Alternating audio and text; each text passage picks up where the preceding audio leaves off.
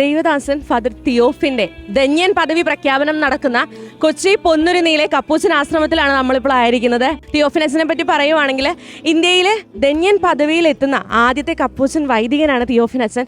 അതുപോലെ തന്നെ തിയോഫിനച്ചനെ പറ്റി പറയുന്നത് വേദനിക്കുന്നവരുടെ തോളിൽ കൈയിട്ട് പുഞ്ചിരിയുടെ ദീപശിഖ തെളിയിക്കുന്ന അച്ഛനെന്നാണ് ഇവിടെ എല്ലാവരും പറയുന്നത്. ബിഷപ്പുമാരൊക്കെ എത്തിക്കൊണ്ടിരിക്കുകയാണ്. സോ നമുക്കും ആകാംക്ഷയോടെ അച്ഛൻ്റെ ധന്യൻ പദവി പ്രഖ്യാപനത്തിനായിട്ട് കാത്തിരിക്കാം.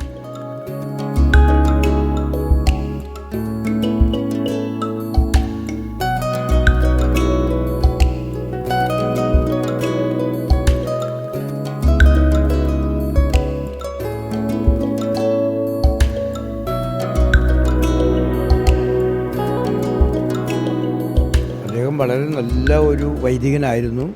ജനങ്ങളോട് ബന്ധമുള്ള വൈദികനായിരുന്നു. ജനങ്ങളുടെ ഗന്ധമറിയുന്ന വൈദികനായിരുന്നു. അതുപോലെ ദൈവത്തിൻ്റെ ഗന്ധം അറിയുന്നവനും ദൈവത്തിൻ്റെ ഗന്ധമുള്ളവനും ഒരു മനുഷ്യനായിരുന്നു.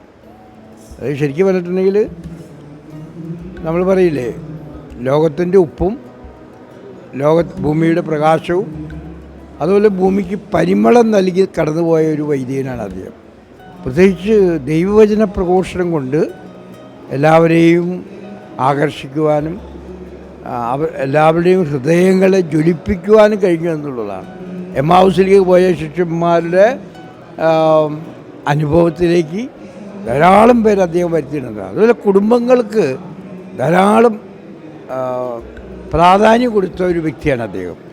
കുടുംബങ്ങളിലൂടെയാണ് മനുഷ്യനെ രക്ഷിക്കാൻ സാധിക്കുന്നതെന്ന് അദ്ദേഹത്തിന് അറിയാമായിരുന്നു.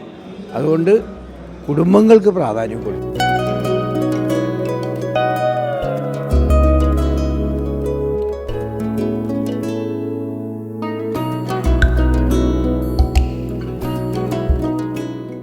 ബോബിയസ, തിയോഫിനച്ചനെ പറ്റി എന്താണ് പറയാനുള്ളത്? ഇപ്പോൾ തിയോഫിനച്ചൻ്റെ ധന്യൻ പ്രഖ്യാപനം നടക്കുന്ന വേദിയാണ്. അപ്പോൾ തിയോഫിനച്ചനെ പറ്റി ഒരു രണ്ട് വാക്ക്. നമ്മൾ പണ്ടൊക്കെ ഇങ്ങനെ വിശുദ്ധന്മാരുടെയൊക്കെ പേരുകൾ നമ്മൾ വായിക്കുമല്ലോ അല്ലേ? പക്ഷേ ഞങ്ങളുടെയൊക്കെ ചെറിയ പ്രായത്തിൽ വിശുദ്ധന്മാരുടെ പേരുകൾ നമുക്ക് മനസ്സിലാകുന്ന ഈ വണക്കവാസ പ്രാർത്ഥന കാത്തുന്നതാണ്. അപ്പം അതിനകത്ത് ഏതോ ഒരു ദേശത്ത് എന്നൊക്കെ പറഞ്ഞുകൊണ്ട് ഇസ്പാനിയ എന്നൊരു ദേശത്ത് എന്നൊക്കെ പറഞ്ഞുകൊണ്ടുള്ള ഒരു പേരുകൾ നമുക്ക് കിട്ടിക്കൊണ്ടിരുന്ന അച്ഛൻ.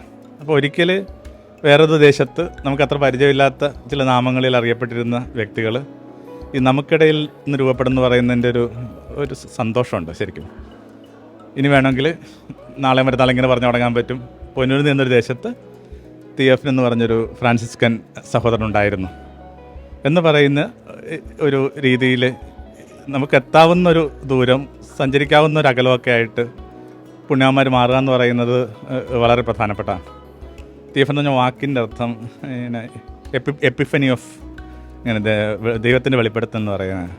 അദ്ദേഹം മരിച്ചിട്ടിപ്പോൾ 68 അദ്ദേഹം മരിക്കുന്നത്. ഇത്രയും വർഷങ്ങളായിട്ട് ഇവിടെ അന്ന് രാത്രിയിൽ ഒരു തിരി കത്തിച്ചിട്ട് പോയതാണ്. ഇത്തിരി ആലങ്കാരികമായിട്ട് പറഞ്ഞാൽ പോലും അത് കുറച്ച് ഫാക്റ്റ് കൂടിയാണ്. അതിനുശേഷം ഇവിടെ തിരുനാളങ്ങൾ അണഞ്ഞിട്ടില്ലെന്നാണ് പറയുന്നത്. അങ്ങനെ ഒരു നമ്മൾ പറയാറുണ്ട്, voice of people, voice of God എന്ന് പറയുന്ന സംഭവമുണ്ട്. അസൽ ഇത് ജനങ്ങൾ തന്നെ ഇങ്ങനെ വിശുദ്ധനായിട്ട് കണ്ടെത്തിയ ഒരു ആളെ ഔദ്യോഗിക സഭ അല്ലെങ്കിൽ സഭയുടെ ഔദ്യോഗിക ഭാഷ്യം ലഭിച്ചു തുടങ്ങുന്നതിൻ്റെ ഒരു പ്രാഥമിക ഘട്ടമാണത്. അപ്പോൾ അത് മനുഷ്യരുടെ ആഗ്രഹങ്ങൾക്കും താല്പര്യങ്ങൾക്കും മീതെ ദൈവത്തിൻ്റെ ഒരു വൗച്ചിങ് ഓഫ് സിഗ്നേച്ചർ എന്നൊക്കെ പറയുന്നൊരു സംഭവം. കൂടുതൽ എന്തെങ്കിലും അച്ഛന് പറയാനോ കൂട്ടിച്ചേർക്കാൻ? ഞാനിവിടെ അദ്ദേഹത്തിൻ്റെ ഒരു നാമകരണ നടപടികളുടെയൊക്കെ ആരംഭഘട്ടത്തിൽ വന്നൊരച്ഛൻ്റെ കൂടെ വന്ന അളവിൽ പ്രസാദ് എന്ന് പറഞ്ഞ അച്ഛനായിരുന്നു ഈ ഒരു രീതിയിൽ കാര്യങ്ങൾ ആരംഭിച്ചത്. അതാണ് മനുഷ്യസ്നേഹം എന്ന് പറഞ്ഞ മാസിക ആരംഭിച്ചത്. പക്ഷേ തിയോഫിനച്ചനെ കുറച്ച് മറ്റിടങ്ങളിലൊക്കെ അറിയപ്പെടാനായിട്ട് കാരണമായ മാസിക അതായിരുന്നു. അപ്പോൾ കുറച്ച് കാലമായിട്ട് ആ മാസികയൊക്കെ ആയിട്ട് പ്രവർത്തിക്കുന്നുണ്ട്. എന്നും ഈ സമാധിക്കരിയിലിരുന്ന ഒരാളെന്ന നിലയിൽ നമ്മൾ ഓരോ ദിവസവും ഓരോ കഥ കേട്ടുകൊണ്ടിരിക്കുകയാണ്. അവരുടെ കഥയിലോട്ട് എങ്ങനെയാണ് തിയോഫിനച്ചൻ്റെ ഒരു ഇടപെടലെന്നൊക്കെ ആയിട്ട്.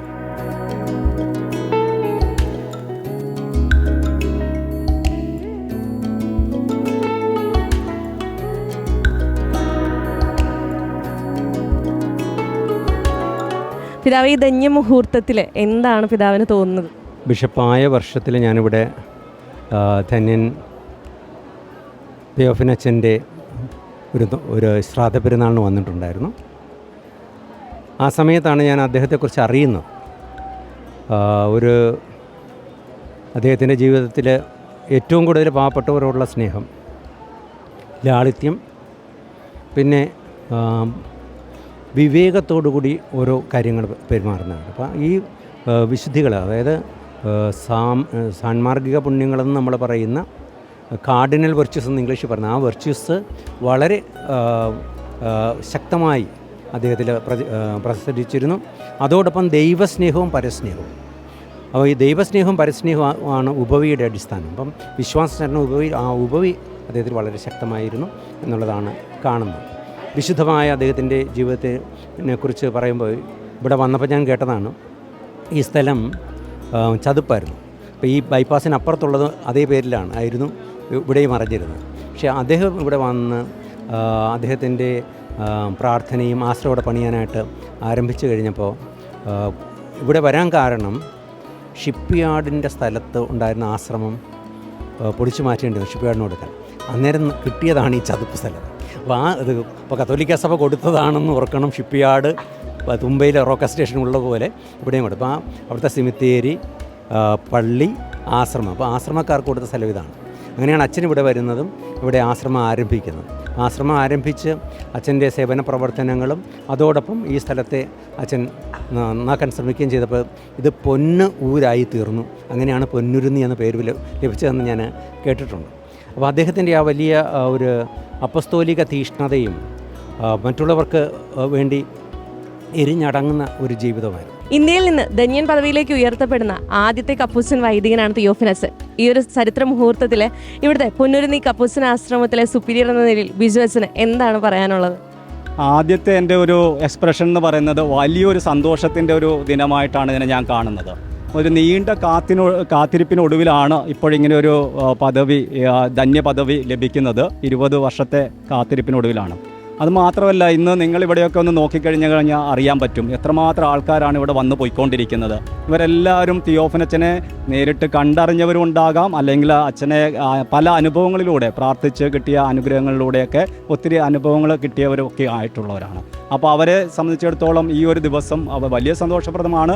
അതോടൊപ്പം തന്നെ ഞങ്ങളെ സംബന്ധിച്ചിടത്തോളം ഈ ആശ്രമത്തിൻ്റെ സുപ്പീരിയർ എന്ന പേരിൽ ആശ്രമത്തിലെ എല്ലാ അന്തേവാസികളും ഇതിനു വേണ്ടിയുള്ള വലിയൊരു ഒരുക്കങ്ങൾ നടത്തിക്കൊണ്ടിരിക്കുകയായിരുന്നു. ഇപ്പോഴതിൻ്റെ ഒരു പരിസമാപ്തിയിലേക്ക് ഞങ്ങൾ എത്തി നിൽക്കുകയാണ്. അതിൻ്റെ ഒരു വലിയൊരു സന്തോഷവും ഞങ്ങൾക്ക് എല്ലാവർക്കും ഉണ്ട്.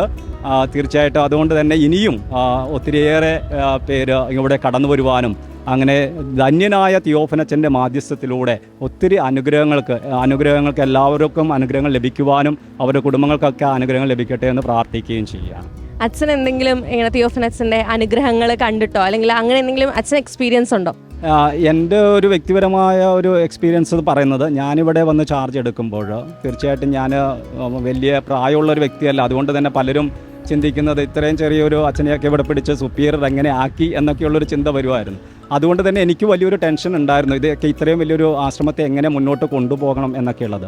അപ്പോൾ ഞാൻ നോക്കിയത് നമ്മുടെ തിയോഫനച്ചനോടുള്ള ഒരു പ്രാർത്ഥന, എല്ലാ കാര്യങ്ങളും വേണ്ട രീതിയിൽ ക്രമീകരിക്കപ്പെട്ടുകൊള്ളും എന്നുള്ള ഒരു മനസ്സിലൊരു പ്രാർത്ഥന ഉണ്ടായിരുന്നു.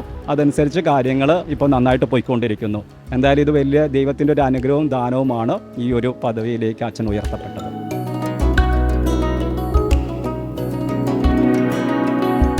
ചേച്ചി, തിയോഫിലച്ചൻ ഇപ്പോൾ ധന്യൻ പദവിയിൽ എത്തി നിൽക്കുമ്പോൾ എന്താ ചേച്ചിക്ക് തോന്നുന്നത്? എനിക്ക് തോന്നുന്നതെന്ന് വെച്ചാൽ, ഞാൻ അച്ഛനെക്കുറിച്ച് ഒരു പറഞ്ഞു കേട്ട് എനിക്ക് നന്നായിട്ടറിയാം. പക്ഷേ ഞാൻ ഈ പള്ളിയിൽ 2ാമത്തെ പ്രാവശ്യമാണ് വരുന്നത്. അതെൻ്റെ കസിൻ ചേച്ചി അറിഞ്ഞാണ് വരുന്നത്. പക്ഷേ വന്നു കഴിഞ്ഞപ്പോൾ എനിക്ക് എന്ന് വെച്ചാൽ എല്ലാവർക്കും ഇത് നല്ല വിശ്വാസം, എല്ലാവർക്കും ഇതിൽ നല്ല അനുഭവം ഉള്ളതുകൊണ്ടാണല്ലോ ഇത്രക്കോ ആയിരക്കണക്കിന് ജനം ഇങ്ങനെ വന്നു പോകുന്നത്. അല്ലെങ്കിൽ ആരും അങ്ങനെ വന്നു പോവുകയില്ല. അപ്പോൾ എനിക്കും ഇവിടെ വരുമ്പോൾ എൻ്റേതായ ഒരു മനസ്സമാധാനവും ഒരു സന്തോഷവും ഒരു വിശ്വാസവും ഒരു സ്വസ്ഥതയൊക്കെ ഉണ്ട്. ഏതായാലും ഈ വരുന്നത് കൊണ്ട് പ്രത്യേകിച്ച് നമുക്ക് ദോഷങ്ങളൊന്നുമില്ല. നമുക്ക് ഒരു മനസ്സമാധാനം ഉണ്ടല്ലോ, ഒരു സന്തോഷം ഉണ്ടല്ലോ, അതാണ് നമുക്ക് വേണ്ടത്. എനിക്കതുകൊണ്ട് ഇത് അച്ഛൻ്റേതായ ഒരു ദിവ്യത ഉണ്ടെന്ന് തന്നെ ഞാൻ വിശ്വസിക്കുന്നു. അപ്പോൾ അവർക്ക് അതിൻ്റേതായ ദിവ്യത്വം അത് നമ്മളായിട്ട് കൊടുക്കണ്ട, അത് ഓൾറെഡി അവർക്ക് കിട്ടിയിട്ടുള്ളത് തന്നെയാണ്.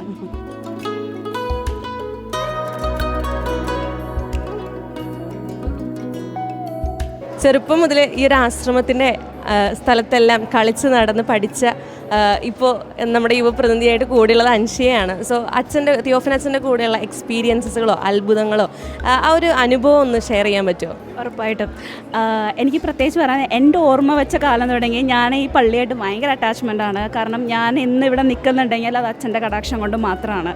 കാരണം ഞാൻ എൻ്റെ ചെറുപ്പം തൊട്ട് എൻ്റെ പഠനത്തിലാണെങ്കിലും എൻ്റെ ജോലി മേഖലകളിലാണെങ്കിലും ഇപ്പം ഞാൻ ഇവിടെ അച്ഛൻ്റെ പരിപാടി പ്രത്യേകിച്ച് പറയുന്നത് ഏപ്രിൽ 4-ാം തീയതിയിലെ പരിപാടി നമ്മളെല്ലാവരും തന്നെ ഒരേ കൈ പിടിച്ചിട്ടാണ് നമ്മൾ ആ പരിപാടി നടത്തുന്നത്. ഞാൻ എൻ്റെ കുഞ്ഞിൽ തുടങ്ങിയിട്ട് ഏറ്റവും ബേസിക് ആയിട്ടുള്ള, അതായത് നമ്മൾ വെള്ളം കൊടുത്ത് ആണ് ഞാൻ ഇവിടെ നിന്ന് സ്റ്റാർട്ട് ചെയ്തത്. പിന്നെ ആണെങ്കിൽ കാറ്റീസത്തിൻ്റെ ആണെങ്കിലും ഒക്കെ ഭയങ്കര ആക്റ്റീവായിട്ട് നിന്നിട്ട് ഒരാളായിരുന്നു. അതിനുശേഷം 10th എക്സാം, +2 എക്സാം, അത് കഴിഞ്ഞ് ജോബിലോട്ട് കയറി, ഡിഗ്രി അഡ്മിഷൻ, നല്ലൊരു കോളേജിൽ അഡ്മിഷൻ കിട്ടി. പിന്നെ അതുപോലെ അവിടെ നിന്ന് പിന്നെ എനിക്ക് ജോലിക്ക് വേണ്ടിയിട്ട് നിന്നപ്പോൾ എനിക്ക് ദുബായിലൊരു ഓഫർ കിട്ടി. അത് വിസിറ്റ് വിസയിലാണ് ഞാൻ പോയത്. പക്ഷെ അവിടെ വന്നിട്ട് എനിക്ക് ജോലി കിട്ടി. അതും ഞാൻ പഠിച്ചിട്ടില്ലാത്ത, എനിക്കൊരു എക്സ്പീരിയൻസ് ഇല്ലാത്ത ലോജിസ്റ്റിക്സ് ഫീൽഡിലാണ് ഞാൻ പഠിച്ചത്. BCom ആണ്. അത് അവിടെ നിന്ന് പിന്നെ ഞാനൊരു കയറ്റം കയറി. അച്ഛനെ അത്രയും പിടിച്ചിട്ടാണ് ഞാൻ അങ്ങനെ കയറിയത്. പിന്നെ അതേപോലെ തന്നെ അവിടെ നിന്ന് ദുബായിലാണ് സമയം ഇപ്പോഴത്തെ വാറൻ്റ് ഇഷ്യൂ വന്നപ്പോഴത്തേക്കും ആണെങ്കിൽ കുറേയേറെ പ്രശ്നങ്ങൾ ഞങ്ങളവിടെ ഫേസ് ചെയ്തിരുന്ന വാറൻ്റെ പ്രശ്നങ്ങൾ. ആ സമയത്ത് മുട്ടിപ്പായി പ്രാർത്ഥിച്ചിട്ട് എങ്ങനെയെങ്കിലും എനിക്ക് നാട്ടിലെത്താൻ പറ്റുന്നത്. പക്ഷേ എൻ്റെ ജോലി പോകാതെ എനിക്ക് നാട്ടിലെത്തണം എന്നുണ്ടായിരുന്നു.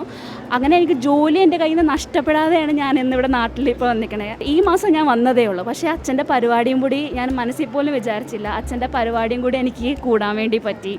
അപ്പോൾ ഏറ്റവും വലിയ അനുഗ്രഹമാണ് എൻ്റെ ജീവിതത്തിൽ അച്ഛൻ. ഞാൻ എന്തൊക്കെ പ്രശ്നങ്ങളുണ്ടോ അച്ഛന് മുമ്പിൽ കരഞ്ഞ് പ്രാർത്ഥിച്ചേനെ ഡെഫിനറ്റ്ലി നടത്തി തരും. അത് യൂത്തിന് വേണ്ടിയിട്ട് ഞാൻ പ്രത്യേകം പറയുന്നത് ഡെഫിനറ്റ്ലി അച്ഛൻ നമ്മുടെ കൂടെ ഉണ്ട്. ഇന്ന് ഈ പൊന്നുരുന്നി കപ്പൂച്ചിൻ ആശ്രമം സാക്ഷ്യം വഹിച്ചത് ഒരു ചരിത്ര മുഹൂർത്തത്തിനാണ്. ദൈവദാസനായിരുന്ന ഫാദർ തിയോഫിൽ ഇന്ന് ധന്യനാണ്.